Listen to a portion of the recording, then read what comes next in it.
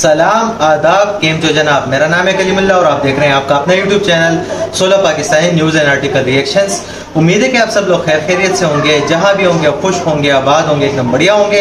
अगर आप हमारे चैनल पे नए, चैनल को अभी तक सब्सक्राइब नहीं किया, चैनल को सब्सक्राइब करें, लाइक करें, कमेंट करें, दोस्तों के साथ शेयर करें, बेल आइकन जरूर दबाएं ताकि आने वाली तमाम वीडियोस नोटिफिकेशन सबसे पहले आप तक पहुंच सके।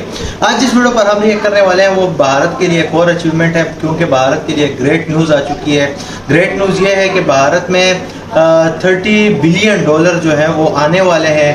तो ये इससे अंदाज़ा लगा रहे हैं कि भारत कहाँ से कहाँ पहुँचने वाला है, क्योंकि वो इतने बड़े बड़े डील्स क्रैक कर रहे हैं। G20 के समिट में भी बहुत मज़े के डील्स हुए हैं, बहुत मज़े के जो है वो एग्रीमेंट भारत की पक्ष में आए हैं। 113 एग्रीमेंट साइन हुए हैं, जिस पे अमल भी हो चुका है। तो बिना कोई देरी की वीडियो को स्टार्ट करते हैं। वीडियो को एंड तक देखें, इन्फॉर्मेशन हासिल करें, अंत में बातचीत करेंगे, अंत तक बने रहें। Let's start.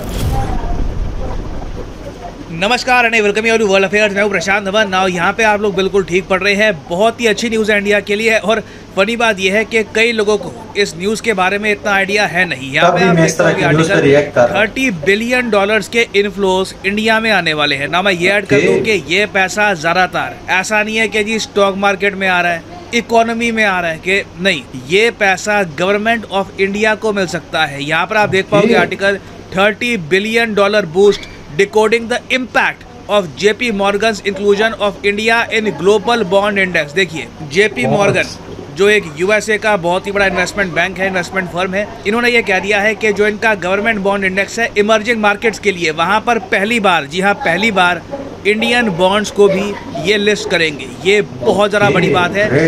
इस टॉपिक के बारे में ना कि ये होगा, इवेंचुअली ये होगा, ये $30 बिलियन की जो ये आप कह लीजिए इन्फ्लोज इंडिया के पास आएंगे, इसके बारे में मैंने आपको संकेत दे दिया था एक बहुत ही पुरानी वीडियो में। 1 साल पहले मैंने ये वीडियो बनाई थी कि रशिया के लॉस की वजह से इंडिया को रशिया की जगह मिल जाएगी और ये बिलियंस ऑफ डॉलर्स इंडिया के पास आ जाएंगे। और मैं देख रहा था कि इस 1 साल पुरानी वीडियो में भी ना लोगों ने कमेंट करनी स्टार्ट कर दी थी कि हो गया सर, इंडिया फाइनली इंक्लूडेड। सही हो, आप लोग अच्छे से फॉलो करते हो, अच्छी बात है कि 1 साल पहली जो वीडियोस थी वो भी आप सबको यहाँ पर याद है। तो डिस्कस करते हैं इस टॉपिक को। इसका मतलब क्या है कि ये बॉन्ड इंडेक्स में डाल दिया इंडिया को, तो इससे हमको बेनिफिट होगा क्या? काफ़ी कुछ यहाँ पे आपको जानने को मिलेगा। मगर आगे बढ़ने से पहले आपसे क्वेश्चन बहुत मज़ेदार है कि हाल ही में गल्फ ऑफ कम्बाट जो कोस्ट है गुजरात का, वहाँ पर इनमें से कौन सा रेयर मेटल हमको मिला है? ये है यहाँ पे आपकी ऑप्शन, लिथियम, वेनेडियम, कोबाल्ट या फिर गोल्ड। कमेंट सेक्शन में करिए, सही आंसर आपको मिलेगा वीडियो के एंड में। अच्छा देखिए, सबसे पहले तो एक बात यहाँ पर समझ लो कि जो ये हमको दिख रहे हैं ना आर्टिकल, ऐसा नहीं है कि $30 बिलियन इंडिया को पकड़ाए जाए। याद रखिएगा, दुनिया में ना there is no free lunch. अगर आपको कोई देश कह रहा है ना कि ये पैसा फ्री में ले लो, कि 10 बिलियन, 5 बिलियन, जैसे पाकिस्तान को हम देखते हैं कि काफ़ी बार चाइना फ्री में दे देता है, तो उसके बदले में आपसे फिर काम निकाला जाएगा। कोई भी पैसा, कोई भी पेमेंट दुनिया में फ्री की नहीं होती, कहीं ना कहीं आपको उसकी कीमत चुकानी पड़ती है। और ये जो $30 बिलियन है ना, ये इंडिया को ऐसा नहीं है कि गिफ्ट में मिलेंगे। ये समझ लो, ये जो $30 बिलियन हैं, इसका इंडिया को उधार मिलेगा। हम खुशियाँ इस बात की मना रहे हैं कि हमको उधार मिलने वाला है। अब यहाँ पे आप कहोगे उधार तो ख़राब चीज़ होती है, मतलब कि ब्याज देना पड़ेगा। वैसे ही इंडिया पे जो ओवरऑल डेट है ये राइज़ कर रहा है, तो इस बात की क्या खुशी है? यहाँ पे हम इसको बूस्ट क्यों कह रहे हैं? देखिए, दुनिया में जो सबसे ताकतवर देश है उनको आप देखो तो उनका जो डेट है ना, ये ट्रिलियंस ऑफ डॉलर्स में आपको मिलेगा। USA के डेट के बारे में हम खूब बात करते हैं जी कि 24 ट्रिलियन का डेट कैसे ये संभालेंगे। UK, फ्रांस, जर्मनी का जो डेट है वो भी कम नहीं है। जितनी इंडिया की जो नॉमिनल GDP नहीं है ना, उससे ज़्यादा का तो ये डेट ओढ़ के बैठे हैं। यहाँ पे आप देख पाओगे UK का जो डेट है ये 8 ट्रिलियन के ऊपर, फ्रांस का डेट 9 ट्रिलियन के ऊपर, जापान का भी कम नहीं है, चाइना का भी डेट इतना ज़्यादा है। इंडिया को ढूंढते ढूंढते ना इतना नीचे स्क्रॉल करना पड़ेगा कि 19वें नंबर पे आपको मिलेगा इंडिया। नॉर्वे से भी पीछे। नॉर्वे की आबादी पता है कितनी है? 50-55 लाख के आसपास। 50-55 लाख का देश ज़्यादा कर्ज ओढ़ के बैठा है कंपेयर टू इंडिया। अब यहाँ पे आप कहोगे अच्छा तो पाकिस्तान का खूब सुनते हैं हम कि पाकिस्तान कर्ज के तले दब गया, पाकिस्तान का क्या होगा? पाकिस्तान कहाँ पर मिलेगा? पाकिस्तान आपको टर्की, रशिया से भी नीचे मिलेगा। पाकिस्तान को ढूंढते ढूंढते ना आपको यहाँ पे 50वें रैंक में मिलेगा पाकिस्तान। अब पाकिस्तान में कई लोग हैं जिनको प्रॉपर इन्फॉर्मेशन नहीं है, वो देखते हैं ये सब के कहते हैं ताइवान का जो डेट है वो हमसे ज़्यादा है, तो दुनिया हमारे डेट की क्यों बात करती है कि हमारा कर्ज देश को डुबा देगा, पाकिस्तान ये सब बातें क्यों होती है जब पाकिस्तान से ज़्यादा कर्ज कई देशों ने उठ रखा है इंक्लूडिंग इंडिया। देखो एक बहुत ही सिंपल आपको देता हूँ एग्जाम्पल। दो लोग हैं, एक है जी बिजनेसमैन, उसकी कई दुकानें हैं, एक दूसरा आदमी है वो निकम्मा है, वो कुछ काम नहीं करता, इधर उधर पैसे उड़ा देगा। दोनों को आप 1 करोड़ रुपए का लोन दो, जो बिजनेसमैन है वो उसमें देखेगा अपॉर्चुनिटी कि इस लोन से मैं और दुकानें परचेज कर सकता हूँ, अपना बिजनेस एक्सपैंड कर सकता हूँ। जितने की इस लोन की किस्त नहीं जाएगी ना, उससे ज़्यादा तो मैं कमाई कर लूँगा। तो बिजनेसमैन के पर्सपेक्टिव से आप अगर देखो ना, तो वो 1 करोड़ रुपए का लोन उसके लिए वरदान है। वेराज जिस आदमी के पास कोई बिजनेस नहीं है, बिल्कुल निकम्मा है, उसको आप अगर 1 करोड़ का लोन दे दोगे, वो कहेगा अरे ये तो मेरे पे बहुत बड़ी लायबिलिटी आ गई, क्योंकि ना मेरा कोई बिजनेस है, ना मुझ में कोई समझ है कि इस 1 करोड़ रुपए का करूँ क्या। वो मोस्ट प्रॉब्ली इस पैसे को इधर उधर खर्च देगा। अगर मान लो एक कंट्री के पर्सपेक्टिव से बात करें, करप्शन हो जाएगा, ठीक है, गलत तरीके से वो पैसा खर्चा जाएगा, कहीं से उस पैसे की कुछ इंडस्ट्री सेटअप नहीं करी जाएगी, और इवेंचुअली जहाँ पर एक तरफ बिजनेसमैन एंजॉय करेगा, वो दूसरा आदमी सफ़र कर रहा होगा। तो इंडिया और पाकिस्तान की स्टोरी यहाँ पर यही है। हमें अगर लोन मिलता है ना आज के समय, तो इंडिया की ग्रोथ रेट इतनी ज़्यादा है, इंडस्ट्री इतनी ज़्यादा है, हम सड़कों में इन्वेस्ट करेंगे, हम इंफ्रास्ट्रक्चर में इन्वेस्ट करेंगे। हमें पता है कि एक बार ये पैसा भारत में आ गया, भारत में निवेश हो गया, उसके बाद इंफ्रास्ट्रक्चर को देखकर बहुत सारी कंपनीज भारत में आएंगी, भारत में निवेश करेगी, भारत में कमाई करेगी, और उसके बाद इंडियन गवर्नमेंट को मिलेगा टैक्स। तो ये जो सारा पैसा है $30 बिलियन, इससे इंडिया जेन्युइनली कमाई कर सकता है, अपनी इकोनॉमी को एक्सपैंड कर सकता है। और देखो उधार लेने के भी तरीके होते हैं। आप उधार ले लो वर्ल्ड बैंक से या फिर किसी कंट्री से उधार ले लो, वो सबसे ख़राब होता है। मगर सबसे बढ़िया का उधार होता है चाइना से। दुनिया में बहुत सारे अमीर लोग हैं, मिलियनेयर हैं, कई लोग हैं उनके पास पड़े हैं $50 मिलियन, $100 मिलियन, $500 मिलियन, कई बिलियनियर्स भी बैठे हैं।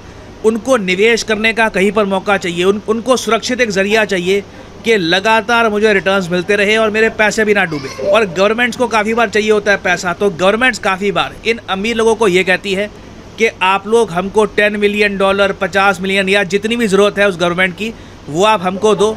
हम आपको हर साल जितना भी यहाँ पर यील्ड बनता है 6%, 7% ये हम आपको देंगे, और 10 साल बाद आपको आपका पैसा भी वापस मिल जाएगा। बेसिकली यहाँ पर सरकार कहती है हमारे साथ FD करा लो। इसको हम वैसे FD कहते नहीं है, इसको हम बॉन्ड कहते हैं, बट सिंपल एक्सप्लेनेशन के लिए आपको बता रहा हूँ। नाउ इंडिया के जो ग्लोबल बॉन्ड्स हैं जो भारत सरकार इशू करती है, उसे एक बड़ा मंच चाहिए था। जैसे फॉर एग्जांपल एक बिजनेसमैन है, वो टी-शर्ट बनाता है बहुत अच्छी, मगर उसको ना अपनी टी-शर्ट बेचने के लिए एक मंच चाहिए। मंच क्या हो सकता है? एक मॉल, शहर के बीचों बीच एक बड़ा मॉल जहाँ पर लोग आते हैं टी-शर्ट्स ढूंढने के लिए। वहाँ पर वो बिजनेसमैन अपनी जो टी-शर्ट्स है ज़्यादा अच्छे रेट पर बेच पाएगा। सही कह रहा हूँ ना मैं यहाँ पर? अगर गुमनाम सी जगह पे उसकी दुकान है, कौन वहाँ पर जाके उसकी टी-शर्ट्स लेगा? तो सिमिलरली जो ये JP मॉर्गन का गवर्नमेंट बॉन्ड इंडेक्स है ना इमर्जिंग मार्केट का, ये इसको आप एक मॉल समझ लो।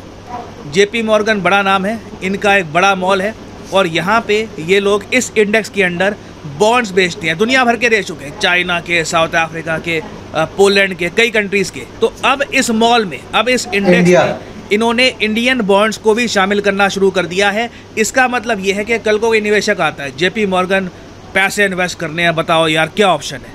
तो JP मॉर्गन कहेगा अच्छा देखो बहुत सारे बॉन्ड्स हैं हमारे पास, ये चाइना का बॉन्ड है, इसमें कर सकते हो। अभी रिसेंटली इंडिया का बॉन्ड आया है, आप चाहो तो इंडिया की सरकार को पैसा उधार दे दो, हर साल आपको ये रिटर्न मिलते रहेंगे, और हमारे इंडेक्स में है तो हम मानते हैं कि सेफ बॉन्ड है, पैसे नहीं डूबेंगे आपके।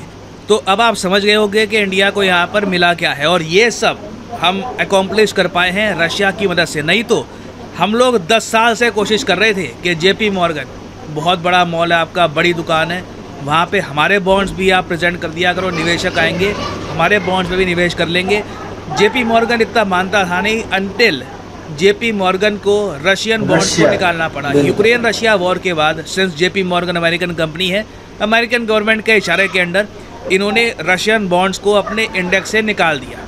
अब उसके बाद ना रशियन बॉन्ड्स को निकालने के बाद एक जगह बन गई थी, और वो जगह अब भर दी है भारत ने। और अब आप देखोगे कि इंडियन बॉन्ड्स की डिमांड बढ़ने वाली है। रशिया का ऑब्वियसली लॉस है, अनफॉर्चुनेट है, हम चाहते नहीं कि रशिया का लॉस हो, बट समीकरण ऐसे बन गए हैं कि उनका लॉस हुआ है और हमें इसका बहुत ही बड़ा गेन होने वाला है। और अगेन अच्छी बात यह है कि ये पैसा इवेंचुअली, ऐसा नहीं है कि झट से कुछ सालों में, 2, 3, 4 सालों में ये पैसा मिलेगा भारत सरकार को, और भारत सरकार ना इससे ज़्यादा खर्च पाएगी। $30 बिलियन कम नहीं होते। आई मीन हम यहाँ पर बात कर रहे हैं 2,40,000 करोड़ रुपीस की। It is a lot of money. सरकार को सडनली इतना पैसा मिलता है, सरकार सोच सकती है कि इंफ्रास्ट्रक्चर को डेवलप करते हैं, नए पोर्ट्स बनाते हैं, एयरपोर्ट्स और एक्सपैंड करते हैं। एयरपोर्ट्स की इंडिया को आज भी ज़रूरत है। तो अब देखना होगा कि ये पैसा इवेंचुअली खर्चा कैसे जाता है, but overall it is a great news for India. 10 साल के इंतज़ार के बाद India finally government bond index, emerging market index जो है JP मॉर्गन का, इसमें शामिल हो चुका। तो ये एक बहुत बड़ी खुशखबरी है, क्योंकि भारत को हर तरफ से खुशखबरियाँ मिल रही है।